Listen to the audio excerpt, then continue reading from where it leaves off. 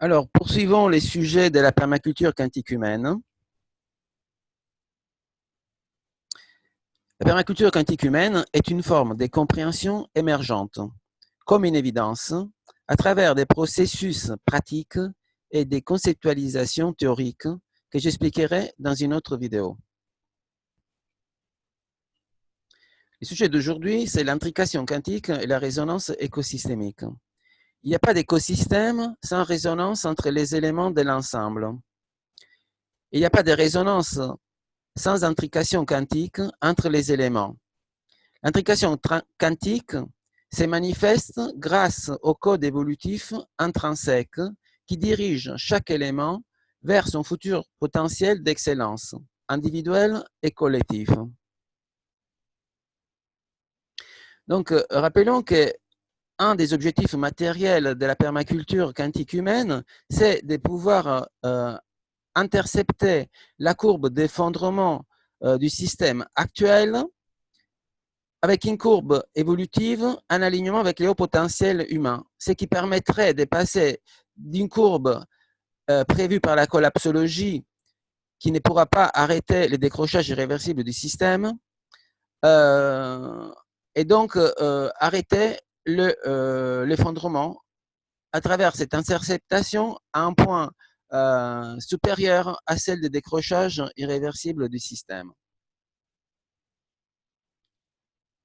Il faut dire que cet objectif n'est pas seulement du domaine du monde physique, mais implique aussi des solutions de l'ordre du monde métaphysique et de l'ordre des lois universelles, des principes, des patterns qui structurent l'univers et les vivants. Cela va nécessiter donc un alignement des référentiels humains sous les lois universelles pour pouvoir faire coïncider et correspondre les mondes métaphysiques et les mondes métaphysiques et pratiquement obtenir des mondes intégrés, un monde intégré où le monde physique et métaphysique se réunissent ensemble, régis par les principes universels du monde métaphorique et symbolique. On va aller voir plus loin. Donc, dans la trifurcation, comme ça je l'avais appelé, actuelle, on a trois possibilités. On avait dit le monde de la collapsologie a identifié un parcours évolutif possible par rapport à la situation actuelle. Cela mène à l'effondrement. Donc, c'est une situation qui est déjà, qui ne présente pas des aspects gagnants. Quoi qu'il arrive, il y a l'effondrement. L'autre voie, celle des mondes des bisounours et du déni, aussi, dans le déni des circonstances actuelles, on ne va pas pouvoir trouver une solution au problème. Donc, c'est aussi une solution perdante d'avance. Donc, la seule qui propose un parcours où il y a une solution éventuellement gagnante, ce n'est pas gagné d'avance, mais ce n'est pas perdu d'avance non plus, c'est celle du futur potentiel d'excellence avec les ponts vers les hauts potentiels évolutifs, ce qui va permettre un accomplissement individuel et un accomplissement collectif et l'intégration des référentiels d'appartenance supérieure de l'ordre de l'écosystème universel et planétaire. Donc, cela va sûrement nécessiter une implémentation et mise en application des principes de fonctionnement des écosystèmes. Alors, les trois principes éthiques plus les 12 principes des fonctionnements des écosystèmes vivants de la permaculture sont un exemple, mais qui est complètement relié au vivant des écosystèmes. Donc, prendre soin de la nature, prendre soin de soi et des autres, partager équitablement. Ensuite, réagir de manière créative, observer et interagir, stocker les énergies, lancer des productions régénératives, autorégulation et rétroaction, utiliser les ressources renouvelables, pas de déchets toutes les déchets sont des ressources, donc l'économie régénérative, circulaire, de la vision globale au détail, donc l'importance de connaître les patterns et les principes universels pour pouvoir définir comment les détails interagissent entre eux, intégrer et ne pas séparer, tout fait partie du système, de l'écosystème, agir au bon moment et à la bonne échelle, favoriser la diversité et valoriser les bordures, c'est-à-dire les interactions. Pour ce qui concerne le fonctionnement écosystémique de l'économie, donc des ressources, c'est aussi essentiel. Donc, tous les capitaux sont en synergie les uns avec les autres. On ne va pas tout transformer en capital financier ou matériel. On ne pourra pas manger l'argent quand on n'aura plus rien à manger. Et donc, les capitaux à prendre en considération sont les capitaux matériels, vivants, social, financier, culturel, intellectuel, spirituel et expérientiel. Alors, pour arriver donc à la solution de la permaculture quantique, il faut vraiment faire un saut évolutif. Alors, ces sauts évolutifs, s'il est inspiré, si notre présent évolutif est inspiré par les distorsions du passé, ça va amener vers des solutions qui sont elles-mêmes distorsionnées. Donc, il va falloir vraiment pouvoir s'inspirer de notre futur potentiel d'excellence, ce qui permettrait vraiment d'ouvrir la voie vers les hauts potentiels évolutifs. Cela est aussi en résonance avec la vision proposée d'évolution individuelle et collective selon la spirale dynamique. On serait en effet à la fin du premier cycle évolutif constitué de 6 niveaux, tous en concurrence les uns avec les autres.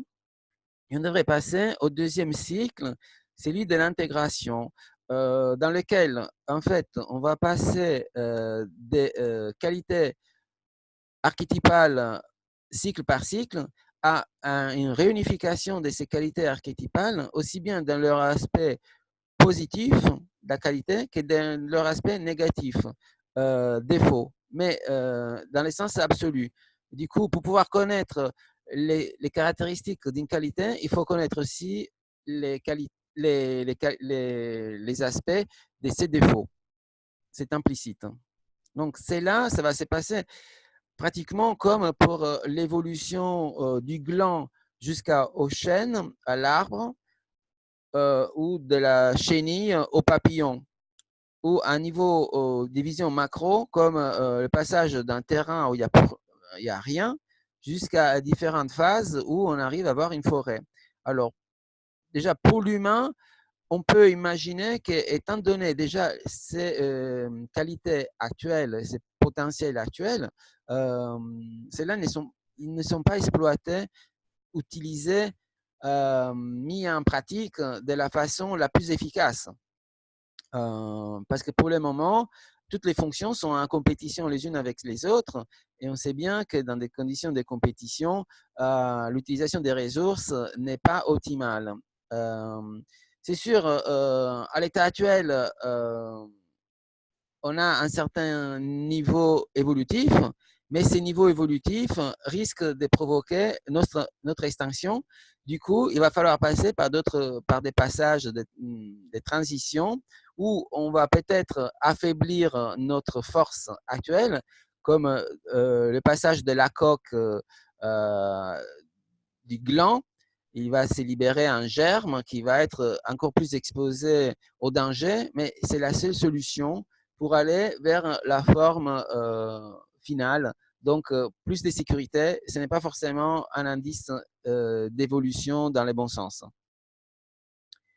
Donc, cela va demander un éveil de conscience. Donc, on passe d'une conscience endormie à la conscience de la chenille qui va tout détruire, tout manger pour plus de profit sans avoir d'attention pour l'environnement, à la conscience de la chrysalide, c'est la bouillasse nutritive qui va permettre après l'évolution des cellules imaginales en papillon.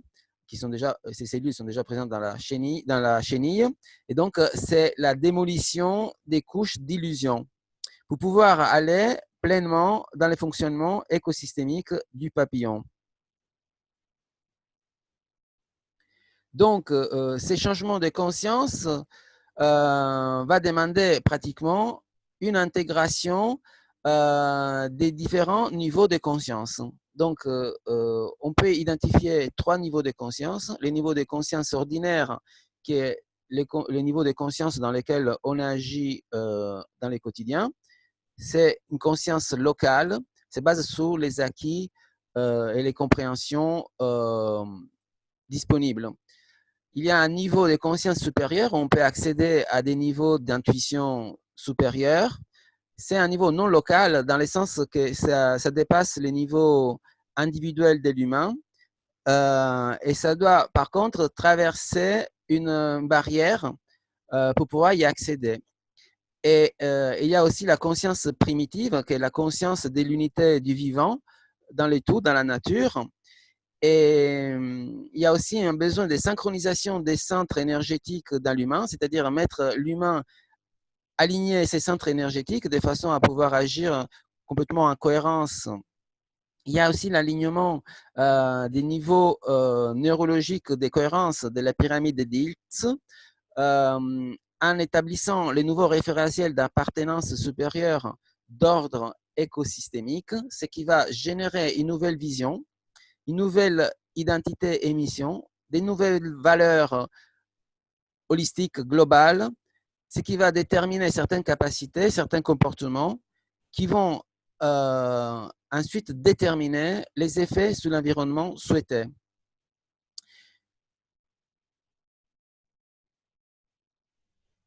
Il y a un alignement donc de l'individu sur la base des changements des niveaux de conscience, comme un métronome. Il va trouver l'alignement de ces centres énergétiques et sur la base aussi de l'alignement et de la résonance des 4 corps individuels, physiques, émotionnels, spirituels et mental, en alignement avec les principes du monde métaphorique, c'est-à-dire des principes structurant l'univers, les patterns, les modèles, les symboles, et avec une adéquation aussi à niveau collectif sous ces modèles. Donc, pour ce qui concerne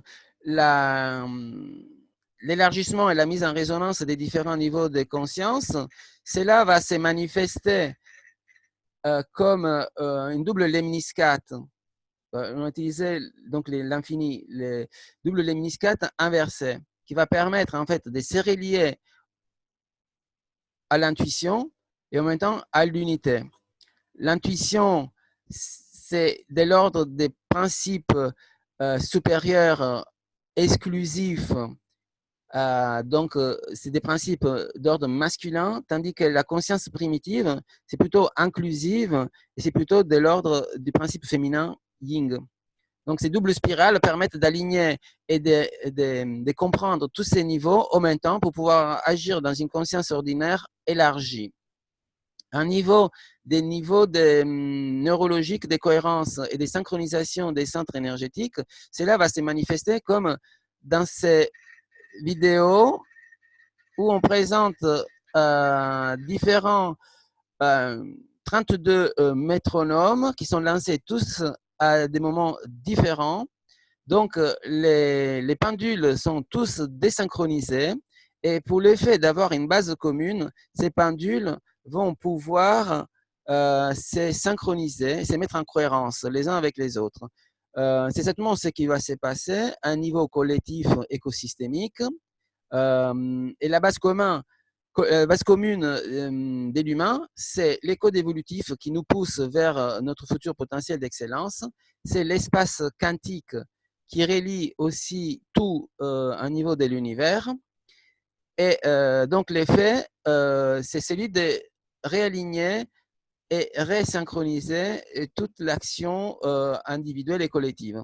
Donc voilà, on voit dans les différentes étapes des métronomes. Et là, il commence à se réaligner. On peut aller plus loin. Voilà, là, on voit qu'ils sont déjà presque tous alignés. Il y en a encore quelques-uns qui divergent. Et pour arriver en finale, voilà, là, tous les métronomes sont alignés. Alors, pour faire cela à un niveau individuel, ici, j'analyse le parcours du héros, des voyages du héros. C'est pratiquement l'archétype de l'évolution de l'humain en tant qu'individu. C'est-à-dire l'individu en évolution, il se trouve dans son monde ordinaire à lui, que c'est la base pour l'évolution. Il y a un appel de l'aventure, c'est nos codes évolutifs qui poussent à aller vers une nouvelle version de soi. Il y a normalement un refus de l'appel parce que c'est la demande de l'effort. Et donc, il y a une tendance à ne pas évoluer, mais à la fin, avec l'acquisition d'informations, on va se transférer dans les nouveaux mondes, les mondes de la découverte, pour aller identifier, disons, ces nouvelles qualités, ces nouveaux talents qui doivent émerger et qui sont ramenés dans les mondes ordinaires. Alors, le problème, c'est que si tous les individus sont désynchronisés, ces actions rentrent en compétition les unes avec les autres. Donc, il faudrait pouvoir créer un héros collectif dont toutes les phases de l'évolution deviennent coordonnées.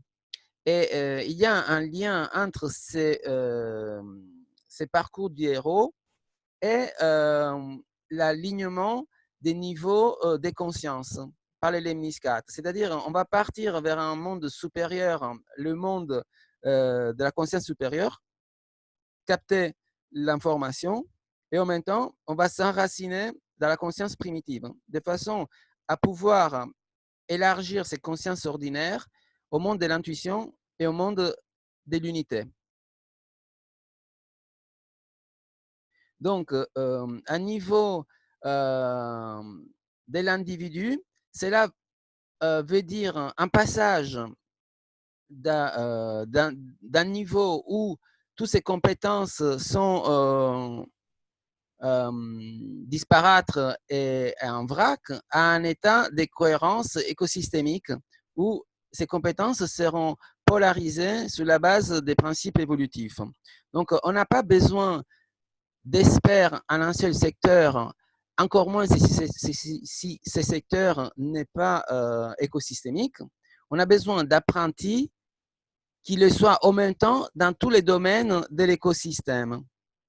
Donc, il faut passer d'une connaissance variée, mais pas écosystémique, à une connaissance écosystémique polarisée sur la base des principes évolutifs. Ça, c'est là à un niveau individuel et aussi à un niveau collectif.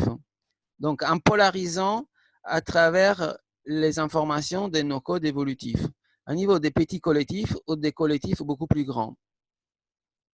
Donc, cela va nous permettre de passer d'un apprentissage pluridisciplinaire, mais qui reste dans l'ordre de la conscience ordinaire, à un apprentissage multidisciplinaire et pluridisciplinaire écosystémique qui rentre dans ces cas-là dans une supraconscience, c'est-à-dire une conscience élargie qui reprend les éléments de la conscience supérieure intuitive et celle de la conscience primitive inclusive.